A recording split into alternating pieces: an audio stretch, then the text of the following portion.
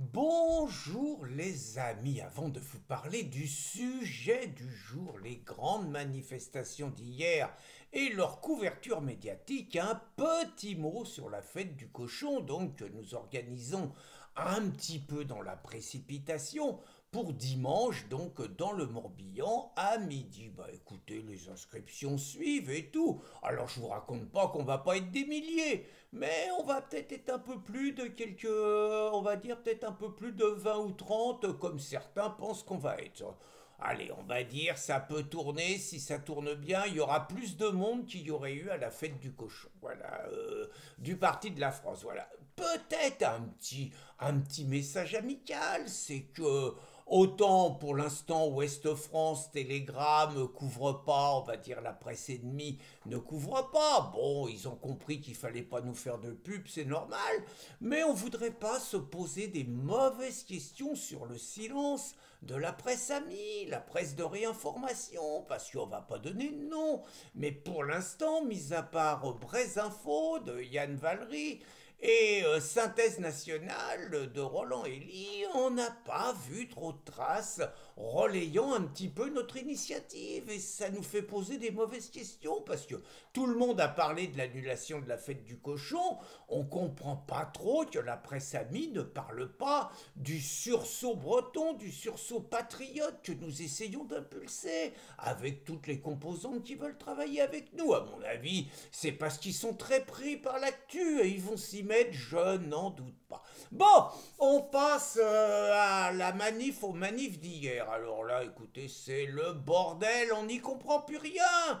Avant, dans les grandes manifs syndicales, les mecs, ils parlaient salaire, ils parlaient conditions de travail, ils parlaient de l'exploitation, bon, on va dire, de ce qu'a toujours été, de ce qu'ont toujours été les fondamentaux du mouvement ouvrier. C'est fini tout ça. Maintenant, c'est la Palestine et les LGBT. C'est ça la priorité, le travail. Les travailleurs, ils s'en foutent. D'ailleurs, la plupart de ceux qui sont dans la rue, c'est pas toujours des travailleurs. Voilà.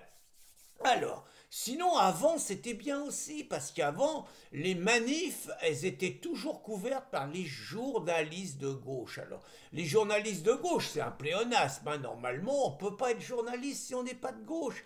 Mais les journalistes de gauche, la liberté de la presse, c'est que eux, ils ont le droit d'aller filmer les rassemblements de droite, voire les rassemblements, guillemets, fascistes. Eux, ils ont le droit, c'est la liberté de la presse, c'est la démocratie. Et attention, hein, quand le Rassemblement national veut virer les mecs à Barthez, parce qu'ils font quand même des reportages un peu à charge contre eux, pas très objectifs, pas très déontologie journaliste, mais là c'est la mobilisation de toute la profession. Mais les manifs de gauche, il n'y a que les journalistes de gauche qui peuvent couvrir.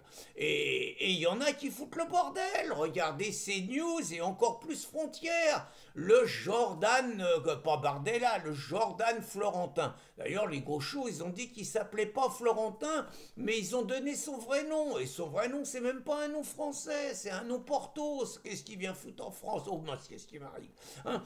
Donc, Jordan Florentin, il s'est pris maintenant de passion pour les manifs de gauche et il vient les filmer toutes. Alors il a commencé à sévir, ce qu'on ne lui pardonne pas, à Villeneuve-Saint-Georges. Et à Villeneuve-Saint-Georges, Jordan, il a empêché Loulou Lacam, Louis Boyard, dont la compagne, Marie Mesmer, est en ce moment sur la flottille, en route pour Gaza, pour forcer le blocus des méchants sionistes et délivrer les gentils Palestiniens. C'est une belle histoire. J'espère parce que Marie Mesmer, hein, la compagne, donc j'espère parce que le bateau, il se dit quand même que sur les flottilles, les mœurs sont légères. Il se dit, hein, moi je sais pas, mais il se dit. Et il se dit qu'il y a beaucoup de députés insoumis qui viennent sur les flottilles, un peu c'est le Club Med, quoi. Vous voyez, si Sex and Son. Il se dit, hein, moi j'en sais rien, hein, mais... Donc je reviens sur les manifestations, donc la droite a fou le bordel, quoi. Voilà, Jordan Florentin, il a empêché Loulou Lacam d'être élu à Villeneuve-Saint-Georges en révélant ses liens avec les Palos et avec le Hamas. Bon, c'est un peu embêtant. Il est responsable que Loulou, il s'est pris les pieds dans le tapis. Et maintenant, il est à toutes les manifs de gauche. Alors, il a un gros service d'ordre autour, bah, sinon il se fait péter la tronche. Et maintenant, il a un casque. Et il taquine les manifestants. Il leur pose des questions. Il leur demande pourquoi ils sont là. Les mecs, ils disent, je cause pas. Je cause pas à CNews, je cause pas à Frontières, facho. Il se fait insulter chaque fois, c'est facho, facho. Alors, comme Jordan, il est un peu curieux, il leur demande, mais c'est quoi le fascisme? Il n'y en a pas un qui est capable de donner une définition du fascisme. Et là, je vous ai mis une scène hier, c'est extraordinaire, et je vais naturellement développer cette scène. La scène, vous avez un petit con, oh là là, les épaules de serpent, facho, facho, facho, le dégénéré total. Vous en avez un autre à côté, facho, facho, ok, donnez-lui sa sucette. Et puis, vous avez à côté un Meuse. Lui, on sent que c'est plus sérieux. Lui, on sent le mec, alors évidemment le foulard propalos, hein, mais on sent le mec, alors il a joue, regarde-moi dans les yeux, lui, on sent que c'est le méchant. On sent que c'est le méchant, c'est pas comme les deux guignols. Là d'ailleurs, les deux guignols, le jour où il arrivera au pouvoir, il les zigouillera, ou bien il les obligera à se convertir à l'islam, ce que ces connards ont toujours pas compris. Mais lui, il regarde bien Jordan, il le traite de facho, il lui dit que c'est un reconquête de merde et il le traite de facho. Je ne sais pas trop s'il dit pas nazi, de toute façon pour lui, facho c'est nazi. Et donc le mec très menaçant, par ailleurs, bon, un langage assez limité, reconquête de merde, Zemmour, bon, puis après, une fois qu'il a balancé sa valda, il fait demi-tour. Mais ce qui est intéressant, c'est quand même ces mecs-là, parce que entre nous, le discours de Zemmour, ça le dérange pas. Ce qui le dérange, c'est que le discours de Zemmour cible sa communauté, c'est-à-dire cible ceux qui veulent islamiser la France. Mais sur le fond, si Zemmour était musulman et tenait exactement le même discours contre ceux qui voudraient coloniser un pays musulman, ça ne le dérangerait absolument pas. Il se sert simplement du terme nazi, facho et tout pour encourager tout le monde à détester Zemmour, à le rejeter, parce que quelque part, ça veut dire Zemmour, même juif, c'est Hitler, quoi. En gros, c'est ça dans l'inconscient, c'est ça la propagande. Les mecs nous traitent de nazis pour mieux justifier le fait, comme par exemple Charlie Kirk aux États-Unis, de nous tuer. C'est tout, c'est la Libye. Mais puisque ce musulman utilise ça, on va lui donner quand même un petit cours d'histoire aux camarades.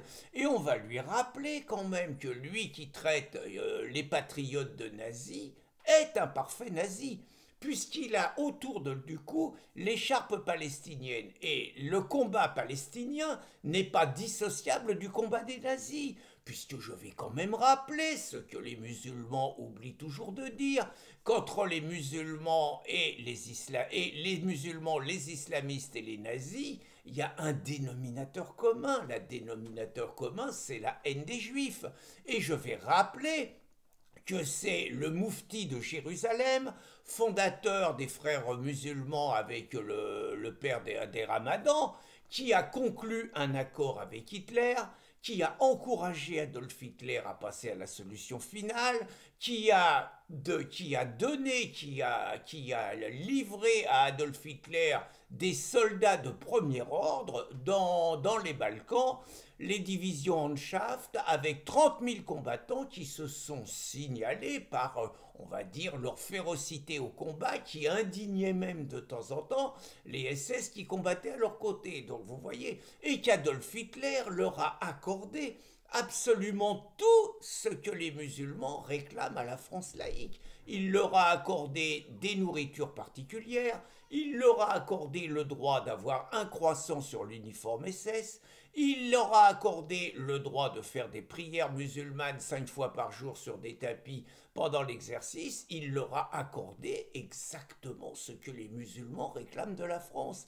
Et je dirais que ce musulman haineux qu'on voit agresser verbalement et qui rêverait d'égorger Jordan Florentin s'il en avait la possibilité, ce musulman haineux a le profil parfait de tous ceux qui auraient pu se retrouver avec l'uniforme SS de tous les musulmans dans les Balkans, voire en France, sans aucun problème. Et que finalement, lui qui traite Jordan Florentin de facho, le vrai nazi, c'est ce musulman et tous ses co-religionnaires qui ne rêvent que d'une chose, anéantir Israël et assassiner, exterminer tous les juifs. Cela s'appelle un retour à l'envoyeur et cela s'appelle le coup du boomerang. Bonne journée les amis!